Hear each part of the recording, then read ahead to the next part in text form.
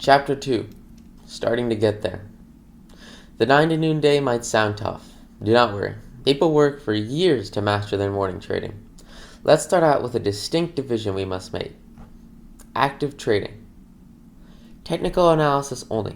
No care for companies' fundamentals, financial reports, or key statistics. Stocks found from screeners due to large percent change and volume present. Stocks generally priced under $25 to maintain high volatility. Catalysts can lead to massive price movement and great selling opportunities. No emotional connection whatsoever towards traded companies. You do not care what stocks you buy and sell. Significantly faster price changes. Versus long-term investing. Technical analysis, company fundamentals, quarterly reports, dividends, and more should all be considered. Stocks generally found through a connection with the company, appreciation for the company's business model, attraction to valuation or potential growth, diversification efforts, or other research. Stock price is usually irrelevant. Catalysts can support a long-term growth plan and help support holding a position. Emotions play into the public perception of a stock's price and should be considered. All you care about is what you invest in. Of course, there is a middle ground between active trading and long-term investing. Swing trading. Swing trading primarily uses technical analysis to identify medium-term movement potential in a reputable stock.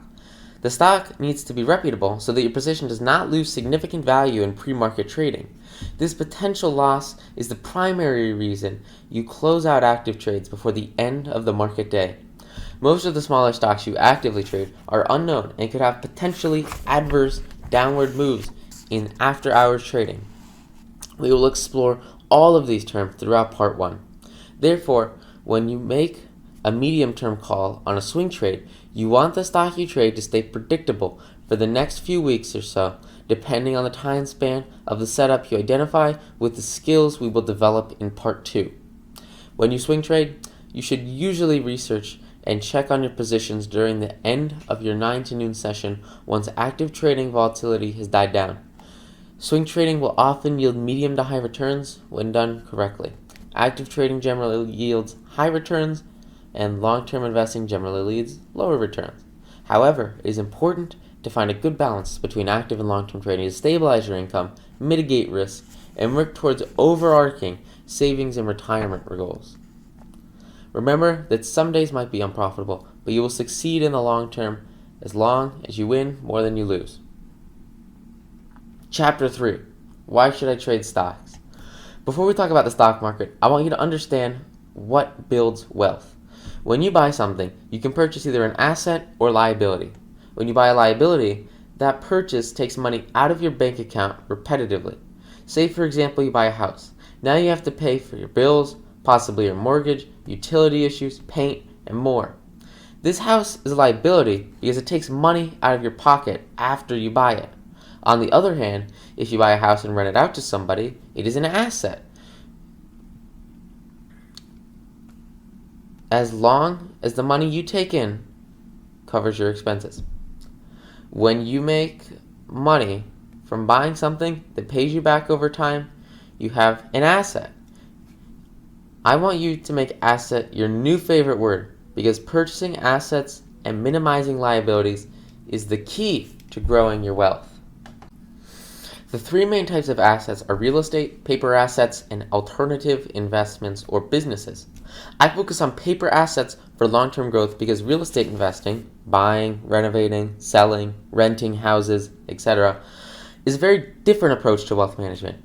Many real estate investments beat the average stock market return, but these investments usually require much more time, attention, management, maintenance, and operational skills that are completely unneeded in the stock market. Primary paper assets can be CDs, bonds, stocks, or cryptocurrencies. Cryptocurrencies represent a significant chunk of my personal investments, but I will not go into great depth about them in this book. Cryptocurrencies are very new in the public investment space, and even though I personally manage crypto, I understand if some investors avoid this new technology. However, for those who embrace and trade crypto, I want you to know that everything you learn about technical analysis in Part 2 of this book directly applies to swing trading and long-term investing with cryptocurrencies. With that said, let's talk about CDs, also known as certificates of deposit. CDs are the least risky of the three main paper assets. CDs lock up your money for a predetermined amount of time in exchange for a predetermined reward. Banks, credit unions, investment firms, and credit companies sell CDs and use the locked up money to fund lending ventures. Because CDs are assured for up to $250,000 by the FDIC or NCUA, you are guaranteed your returns with a CD. All you have to do is determine how long you want to lock up your money, longer terms yielding higher returns. Most CDs providers offer a wide range of CD terms to satisfy any investor while still giving the bank a reasonable term. If you want to withdraw your money or cancel a CD before the CD term expires, you'll pay a hefty fee and take a loss. Otherwise, these investments are as safe as bank accounts. Because CDs bear the least possible risk out of all paper assets, they pay the lowest return. CD return rates change a lot depending on the economy, inflation, and other current trends in the banking sector. Average CD rates have been steadily declining for the past 40 years as the value of the US dollar steadily declines. With that said, you can usually expect to receive anywhere from 0.5% to a little over 2% return per year on today's average CDs. Therefore, if you put in $100, you get $100 and an extra $1 or $2 back in interest. These rates used to be higher and they used to be lower. Now, the thing about CDs is inflation, on average, is 2% a year. This number has been sporadic in the past, but the last few decades have averaged out the inflation rate to 2%. Additionally, the Federal Reserve now targets a 2% inflation rate. So, every year, when your money sits in your bank account, you usually get paid around 0.01% or so to let the bank loan and invest your money at substantially higher rates. While your money sits around, you lose 2% of your purchasing power every single year because the government prints away 2% of the US dollar's purchasing power. That means that every single year, the same dollar is worth 2% less than it was the year prior, even though it has the same face value. By not having your money in assets making you money, your money sits around losing purchasing power every year. Bonds are a medium risk investment that are great for diversification, but bad at making you much money. Although there are many different types of bonds to invest in, most of them only pay you about 4 to 5% annual returns for your money, about 2 to 3% after inflation.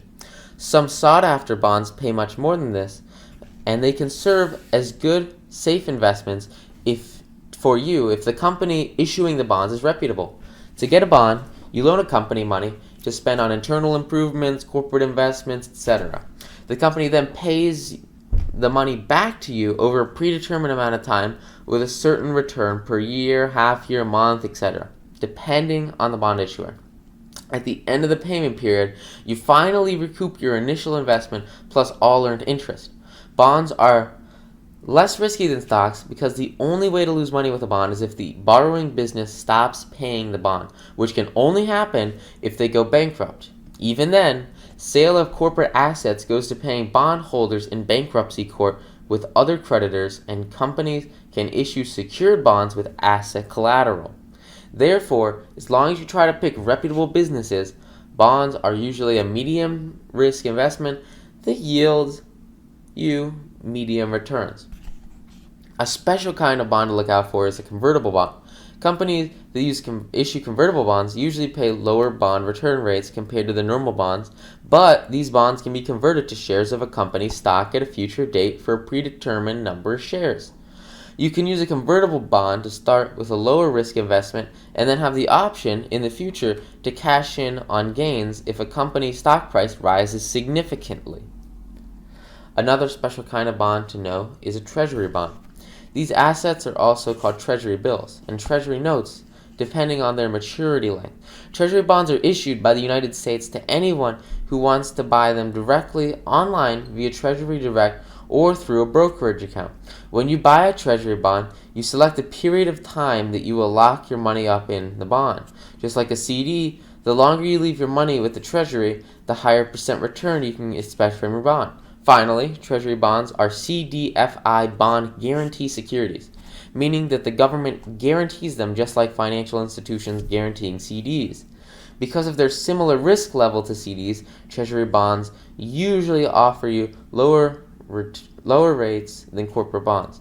The U.S. Department of the Treasury constantly changes Treasury bond returns according to how they think rates should change according to the economy. Unlike CDs, Treasury bond returns are exempt from state and local income taxes. Additionally, you can sell your Treasury bonds on secondary markets at any time to liquidize your position with no early withdrawal fee. However, your bonds may lose much of their value in a secondary market if newly issued Treasury bonds offer increased returns. More on this in Chapter 22. Nonetheless, you can still hold your bonds until maturity, receiving semi-annual interest payments from the Treasury. Because of the tax benefits of Treasury bonds, comparing them to CDs is unfair because CDs generally offer taxable interest income returns that are fairly similar to Treasury bonds. Treasury bond rates have been historically volatile, but returns in the past decade average out to pay you about 1 to 3% annually pre-inflation. Treasury inflation-protected securities, Series 1 bonds, and Series EE bonds offer you guaranteed returns on top of inflation. They function similarly to Treasury bonds, but they generally offer lower returns because of their decreased risk. TIPS pay their interest rate coupons semi-annually, just like Treasury bonds, but the actual face value of the bond that interest is paid on increases each half year depending on inflation, measured by the Consumer Price Index for all urban consumers. For the last decade or so, TIPS have paid around 1% or less on top of inflation per annum. You may even see negative interest rates in exchange for protection against inflation, though you can simply avoid buying TIPS when rates are extremely low, as you lock your fixed rate in plus inflation or minus deflation when you purchase the bond. Note that inflation increases in principal are taxable for the year in which they occur. All interest and gains are exempt from state and local taxes. Series I bonds are like TIPS, but they do not pay interest coupons, acting rather as zero coupon bonds, which we will talk more about in Chapter 22.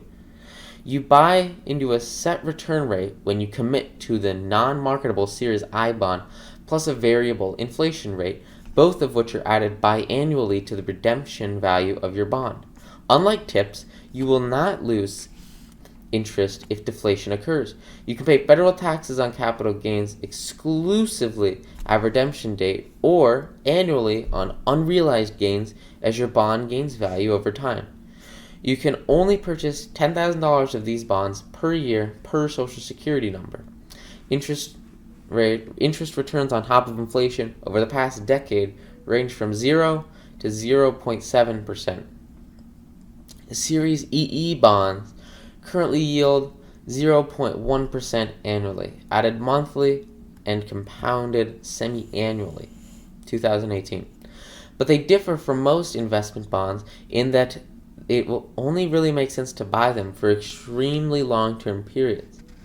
We will look more at bonds specifically for diversification soon, but the key with Series EE bonds is that the government guarantees that your bond will double in the future dollars after 20 years, a 3.526 annual percent return before inflation.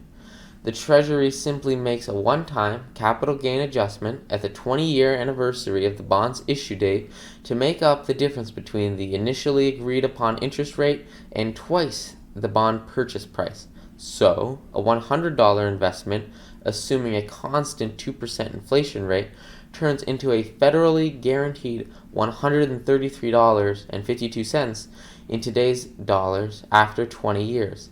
$200 times 0.98 to the power of 20. Similar to Series I bonds, you can choose to pay federal taxes exclusively on interest income and possible capital gains each year, or at redemption. The last special kind of bond to know about are municipal bonds. You can purchase these bonds from state and local governments to finance local government projects. In return for your money, you will not pay federal taxes and most state and local taxes on your earned interest. Unlike TIPS, which are adjusted monthly for inflation or deflation. Series I bonds are like TIPS, but they do not pay interest coupons, acting rather as zero coupon bonds, which we'll talk more about in Chapter 22.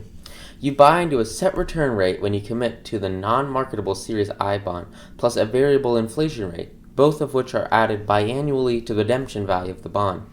Unlike TIPS, you will not lose interest if deflation occurs. You can pay federal taxes on capital gains exclusively at redemption date or annually on unrealized gains as your bond gains value over time. You can only purchase $10,000 of these bonds per year per Social Security number. Interest returns on top of inflation over the past decade range from 0 to 0.7%. Unlike TIPS, which are adjusted monthly for inflation or deflation, Series I bonds cannot lose value and will always pay at least the earning interest rate. Series EE bonds currently yield 0.1% annually, added monthly and compounded semi-annually, 2018. But they differ from most investment bonds in that it only really makes sense to buy them for extended, extremely long time periods.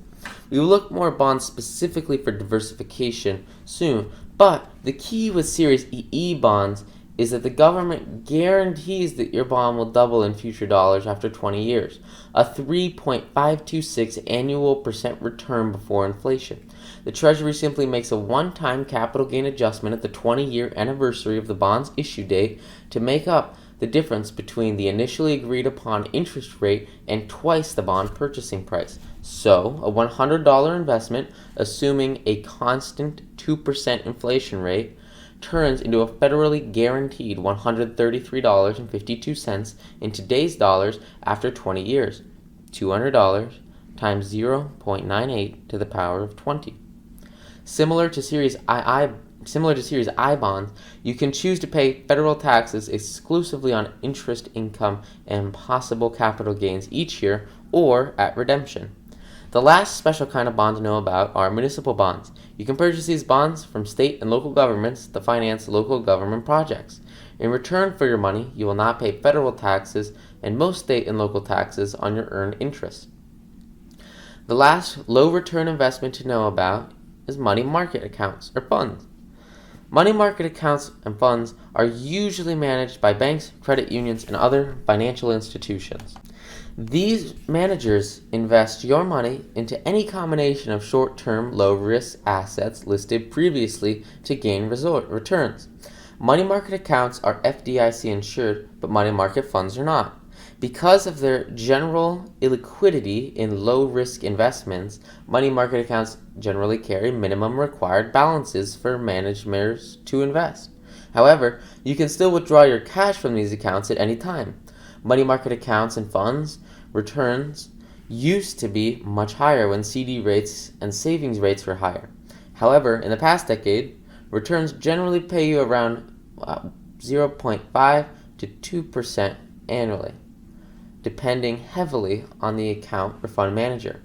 These accounts are great if you want to earn a little more interest on the money you might immediately need. For example, part of your rainy day fund, without locking up your money in a bond or risking a short-term stock decline. Now that the low return markets are out of the way, let's jump into our best friend, the stock market. When you buy a stock in a company, you now own a part of that company. This happens because the company you invest in decided to issue shares or parts of the company on a public market to raise capital. Now, you can buy these shares from a previous shareholder and their value will change over time depending on the public perception of the company. The value of your portion of the company changes based on what other people are willing to pay for it in the market. Price movement depends on how market buyers and sellers react to financial reports, breaking news, industry movements, and more. The Standard & Poor's 500 index is a weighted index of some of the largest 500 companies in the stock market. We'll talk more about indices in Chapter 16, but the important thing to know about this fund is that it covers 80% of the market's total capitalization. In other words, money. It is used as a comprehensive baseline for measuring U.S. market performance. The average return for this collection of stocks is around 9 to 11% a year, which goes down to 7 to 9% after inflation. On the conservative end, a fully diversified stock market portfolio based on the S&P 500 index should make you a 7% post-inflation cash return in the long term. 7% is a big number for just parking your money in the American economy. All you have to do is earn your return in the long run is send your money into an account that invests in everyday companies, and bam, your money grows more the longer you leave it in the economy. Market crashes, huge run-ups, and long periods of stability all happen in the market, but in the end, the market and your investments continue to grow because the companies behind your stocks make more money and fuel your portfolio. Now, I do not know your income or your wealth, but I do know that compound interest can help anyone, no matter their income. Let's say you are fresh out of high school at 18 years old and you get a paycheck every month for X much money. Assuming you make a living at some kind of work, let's say you find room in your carefully planned budget to invest $417 a month, adding up to $5,004 a year. Now, let's assume that you earn the same amount of money for the rest of your life. I know this rarely happens, but I want to emphasize this example by assuming that you can only put away $417 a month every month until the government-defined retirement age of 66, soon to be 67. To compensate for this unchanging contribution amount, let's add a seed investment fund of $5,004 to put in at the very beginning of your investment lifetime. From 18 to 67, you have 48 years to let your money earn you more money and grow. Keep in mind, once you put your money into this sort of investment account, you are completely hands-off. You can check your balances as much as you want, but you leave everything in funds, which we will discuss in Chapter 17, and never touch your money once you put it in. So, you invest $5,004 a year after an initial $5,004 investment every year for 48 years, your whole working life. First of all, that commitment is a feat in and of itself. With that said, let's look at a visual representation of how your money will grow from the average stock market return of 7% after inflation. Then there's a chart. It says portfolio growth from 18 to 66. X-axis, we've got age from 20 to 66.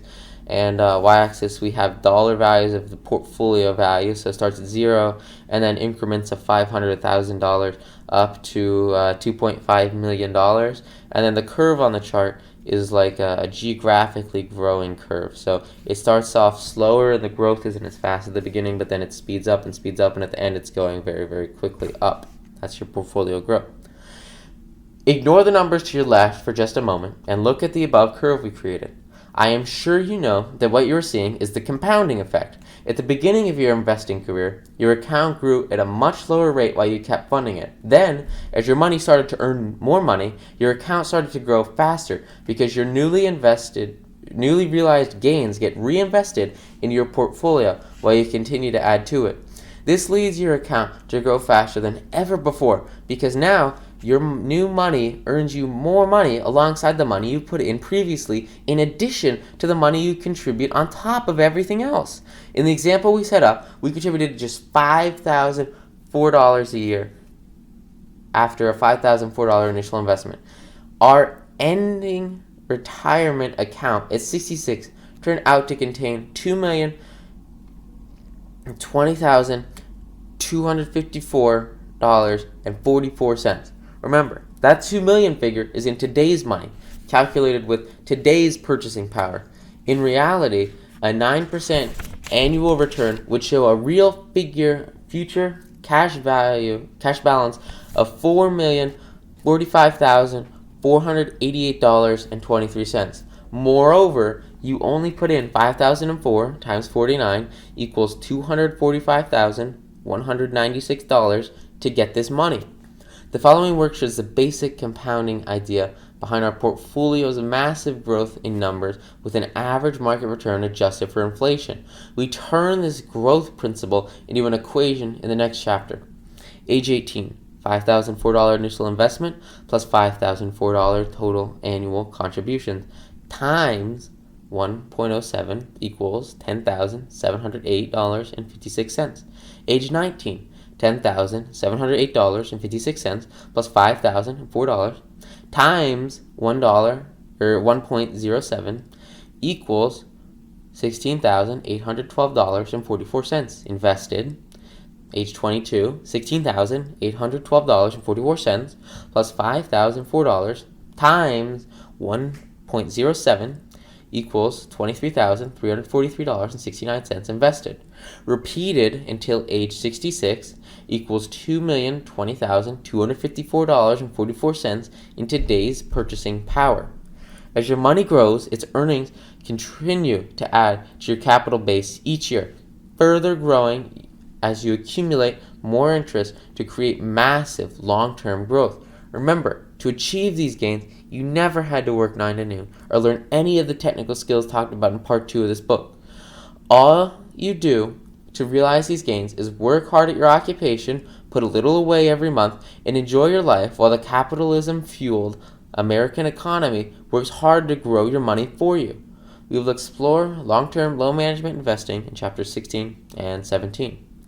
Now that we have made you a millionaire, if you're not already one, let's step back and look at the 3 main factors behind building your investment wealth alongside some important concepts to remember.